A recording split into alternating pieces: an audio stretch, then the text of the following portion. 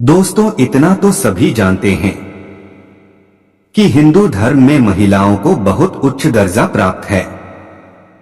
इतना ही नहीं, हिंदू धर्म में तो औरतों को देवी की तरह माना जाता है। लेकिन इन सब के बावजूद भी महीने के कुछ ऐसे दिन होते हैं जब इन्हें अपवित्र माना जाता है। इन दिनों के दौरान इन्हें इतना अपवित्र कहा गया है कि अगर इनके द्वारा किसी चीज को छू लिया जाए तो उसे भी अपवित्र मान लिया जाता है। रोजाना लोग जिन हाथों से बने खाने का स्वाद लेते हैं, तो क्यों महीने के 4 से 5 दिन के लिए उनके वही हाथ अछूत हो जाते हैं। अपनी जान बचाने के लिए दौड़ भाग करने लगे, जिसको जहां जगह मिली वहां जाकर छिप गए। और जब इंद्रदेव की जान पर बात आई तो वे भी अपनी गद्दी छोड़कर भाग निकले।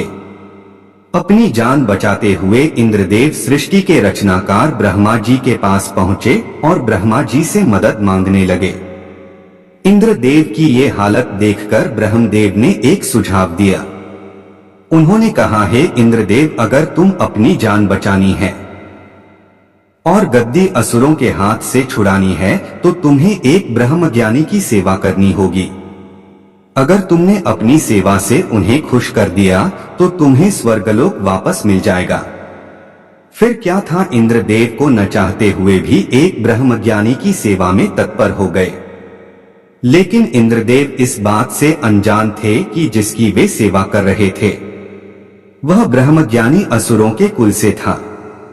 उसकी माता एक असुर थी, जिसकी वजह से उस ब्रह्मज्ञानी को असुरों से कुछ ज्यादा ही लगाव था। असुरों से लगाव के कारण वो ज्ञानी इंद्रदेव की सारी हवन सामग्री देवताओं के बजाय असुरों को अर्पित कर देते थे। जब इस बात का पता इंद्रदेव को लगा तो उन्होंने क्रोध में आकर उस ज्ञानी की हत्या कर दी, जिसकी वजह से उन पर ब्रह्महत्या का पाप लग गया, जिससे वे सदमे में आ गए। अब ये तो सब जानते ही हैं कि दूसरों का मजाक बनाने वाले को सजा तो जरूर मिलती है। तो इंद्रदेव कैसे बचे रह सकते थे।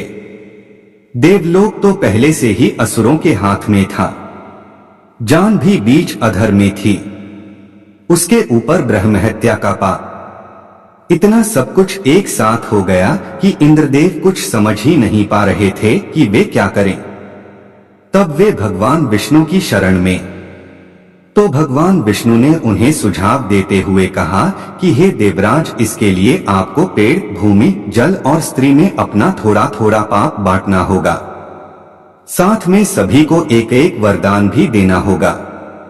भगवान विष्णु के कहे अनुसार देवराज इंद्र ने सबसे पहले पेड़ के पास जाकर उसे अपने श्राप का थोड़ा अंश लेने का अनुरोध किया।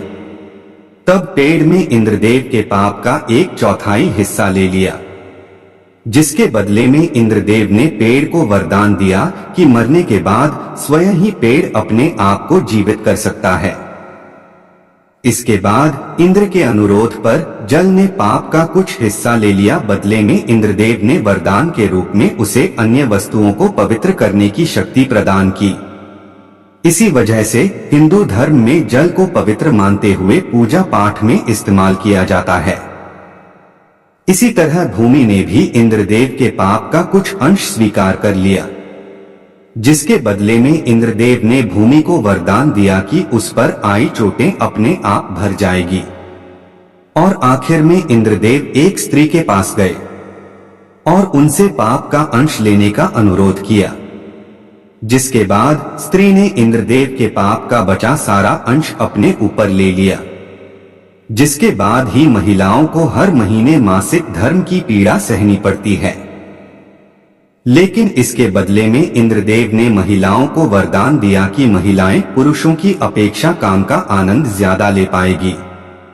और तभी से महिलाएं मासिक धर्म के रूप में ब्रह्म हत्या का पाप झेल रही हैं।